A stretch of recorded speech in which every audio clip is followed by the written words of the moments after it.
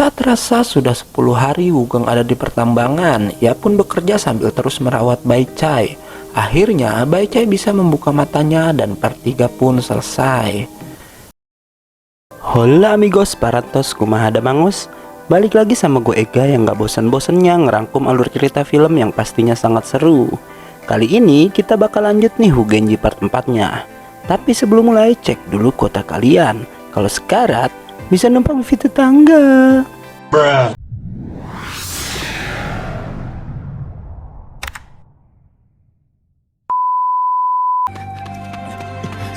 Baicai yang sudah tersadar merasa bersalah karena dia berpikir telah banyak menyusahkan Wugeng selama ia sakit dan tak sadarkan diri.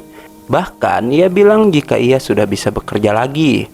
Wugeng bilang kalau Baicai bodoh, tapi walau begitu dia adalah gadis yang baik. Dan karena itu Wugeng pun bilang kalau mulai hari ini Baicai telah resmi menjadi istrinya.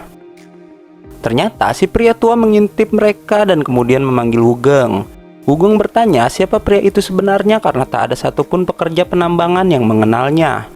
Wugeng juga bertanya bagaimana cara si pria tua keluar masuk pertambangan dengan bebas. Pria tua itu pun mengakui kalau dia bukanlah pekerja pertambangan dan bilang kalau alasannya ada di sana untuk Wugeng. Bahkan dia tahu nama Wugeng yang padahal orang-orang termasuk Baicai mengenal Wugeng dengan nama Ah Gou. Si pria tua mendekati Wugeng dan menyuruhnya berhenti bersandiwara menjadi Ah Gou. Ia pun bertanya apa Wugeng ingin menjadi budak atau ingin pergi dari tempat itu. Bukan hanya itu, si pria tua pun ternyata tahu siapa ayah dan ibu Wugeng yang sebenarnya.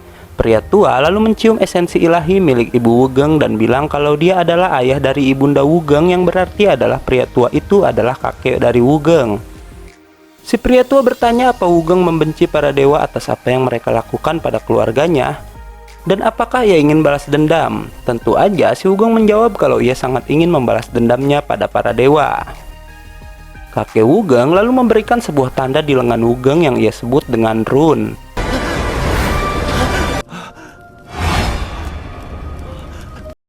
Wugeng merasa tangannya sangat kepanasan dan di sana tiba-tiba aja kakeknya menghilang.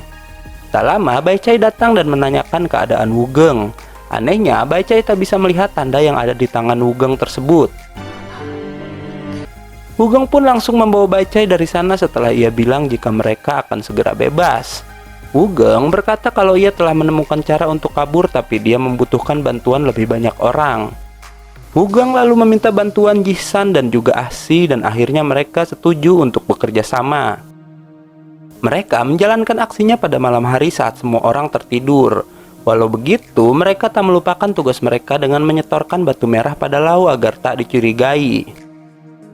Wugeng bilang kalau rencana mereka akan selesai dalam 2 tahun. Waktu terus berlalu dan terowongan mereka pun semakin dalam. Bahkan mereka tak pernah istirahat demi rencana melarikan diri tersebut. Suatu hari saat Wugeng akan melanjutkan menggali terowongan, ternyata teman-temannya sudah tertangkap dan ketahuan oleh Lau. Wugeng pun bilang kalau dia juga akan mengajak Lau melarikan diri, tapi si Lau yang posisinya sudah enak tak mau melarikan diri dan malah akan melaporkan mereka semua pada Li Jing. Saat Lau lengah, Wugeng mencekiknya dengan tambang, dan dengan bantuan tanda yang ada di tangannya, tenaga Wugeng menjadi lebih kuat hingga akhirnya dia berhasil membunuh Lau sampai teman-temannya pun heran bagaimana ia bisa membunuh Lau yang tenaganya jauh lebih besar darinya.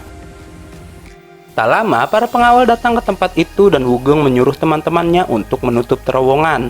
Setelah para penjaga tiba, mereka tertangkap tangan karena sudah membunuh Lau dan akan diserahkan pada Li Jing. Saat diserahkan pada Li Jing, ketua tambang itu menghukum mereka dan akan menjadikannya makanan anjing. Wugeng memohon dan berkata kalau dia sudah menganggap Li Jing sebagai ayahnya sendiri. Ia pun berbohong dengan berkata kalau Lau iri pada mereka karena selama ini Wugeng dan teman-temannya telah mengumpulkan batu merah lebih banyak dari siapapun dan karena itulah ia membunuh Lau. Li Jing menanyakan apa benar Wugeng menghasilkan banyak batu merah dan penjaga pun membenarkannya. Tak lama anak Li Jing yang bernama Ataboy datang dan meminta ayahnya untuk menyerahkan Wugeng dan teman-temannya untuk menjadikan mereka sebagai mainannya. Li Jing yang tadinya akan menghukum mereka dengan memotong tangan dan lidah akhirnya mengampuni mereka karena Wugeng dan teman-temannya banyak menghasilkan batu merah dan juga telah memanggilnya ayah. Tapi sebagai gantinya mereka dipaksa melawan binatang buas di arena. Mereka pun dimasukkan ke arena dan menjadi tontonan para budak lainnya. Li Jing memberikan tombak dan perisai sebagai senjata untuk melawan sang hewan buas. Akhirnya Li Jing mengeluarkan hewan buasnya dan hewan buas yang Li Jing maksud adalah ini.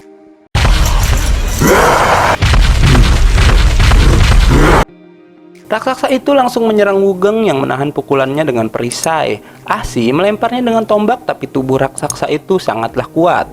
Raksasa itu lalu menyerang Ahsi hingga terpental, dan setelahnya ia mencoba menyerang Baicai. Beruntung Wugeng bisa melindunginya.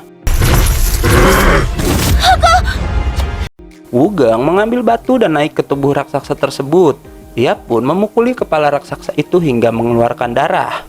Melihat itu, Jisan membantu dan menusukkan tombak ke tubuh sang raksasa. Raksasa yang marah mengamuk dan membuat Jisan dan Wugeng terhempas. Ia marah pada Wugeng dan ingin menindihnya. Beruntung Wugeng memegang tombak dan akhirnya ia bisa menusuk raksasa itu. Wugeng mencabut tombaknya dan akan membunuh raksasa tersebut, tapi akhirnya ia membiarkan si raksasa hidup karena tak tega membunuhnya. Karena kemenangannya itu, Wugeng dan teman-temannya mendapat sambutan meriah dari para budak yang ada di sana. Li Jing yang terkesan menanyakan nama Wugeng dan akan mengabulkan apapun permintaannya sebagai hadiah. Wugeng lalu meminta dirinya diangkat menjadi seorang kapten untuk menggantikan Lao. Akhirnya Li Jing menyetujui permintaan dan keesokan harinya Wugeng resmi diangkat menjadi seorang kapten yang memimpin 83 budak yang sebelumnya adalah anak buah Lao. Anak buah Wugeng dengan senang hati bekerja untuknya karena memang Lao sebelumnya telah bersikap kejam kepada mereka. Melihat timnya bekerja keras, Wugeng pun dipuji oleh penjaga yang adalah letnan di tambang itu.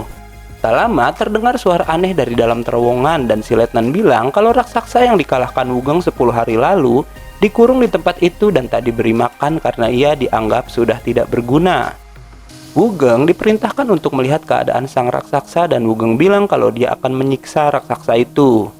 Wugeng pun menemui raksasa itu dan memberikan obat padanya. Si raksasa yang sepertinya mengerti perkataan Wugeng mengambil dan memakan obat tersebut. Wugeng berkata jika nasib mereka sama, maka dari itu ia mau menolong raksasa dan setelah itu Wugeng pergi meninggalkannya. Wugeng berbincang dengan Baicai dan bilang kalau mereka akan mengajak lebih banyak orang untuk menggali terowongan dan membutuhkan waktu 4 tahun untuk keluar dari sana. Tapi Baicai malah bilang kalau sekarang Wugeng sangat berbeda dengan dia yang dulu. Karena Ahgao yang Baicai kenal bertangan kidal sedang Wugeng selalu menggunakan tangan kanannya. Bahkan suara dan ekspresinya juga berbeda. Wugeng beralasan itu karena kepalanya terbentur dan lupa ingatan. Baicai lalu menanyakan apa Wugeng ingat kenapa matanya bisa buta. Nanya sama orang yang salah kayaknya si Baicai. Wugeng mencoba jujur kalau dia bukanlah Ahgao, tapi saat mau bilang, tiba-tiba Jisan dan Ahsi datang dan menceritakan gosip yang beredar di pertambangan, yang bilang kalau Wugeng sengaja membunuh Lao untuk merebut posisinya. 4 tahun pun berlalu dan saat itu Wugeng telah diangkat menjadi seorang letnan karena prestasinya. Suatu hari, tambang kedatangan 2 orang tamu terhormat. Salah satunya adalah Guimu yang pernah dikalahkan Raja Sang dalam perang, tapi saat ini ia terlihat jauh lebih tua. Dan tamu satunya bernama Jikiao yang adalah pangeran dari kerajaan Zhou. Wugeng mencegat jalan mereka dan menceritakan tentang orang-orang yang mendadak hilang di tambang. Kata Wugeng, mereka dimakan binatang buas yang bahkan tak menyisakan bagian tubuh korban sama sekali. Guimu berkata kalau itu hanya omong kosong karena ia tak pernah mendengar ada monster yang memakan manusia. Tapi Jikiao berkata kalau dia ingin menyelidikinya dan Wugeng diperintahkan untuk membantu Jikiao. Setelah kepergian mereka, Wugeng bilang kalau ia harus segera menjalankan rencana B, yaitu menyuruh teman-temannya keluar melalui terowongan, karena keadaan sudah tak aman dengan kemunculan dewa. Sementara ia akan tetap tinggal untuk mengulur waktu agar tak dicurigai. Shin berpindah pada 3 dewa lain yang diutus pendeta besar untuk menyelidiki ramalannya, yang katanya telah muncul pahlawan yang sebelumnya mereka kira adalah Raja Sang, dan part 4 pun selesai. Wah, makin seru aja ya ceritanya. Tungguin kelanjutan ceritanya hanya di Gak Yakin Movie. Dan Gak Yakin Movie pamit.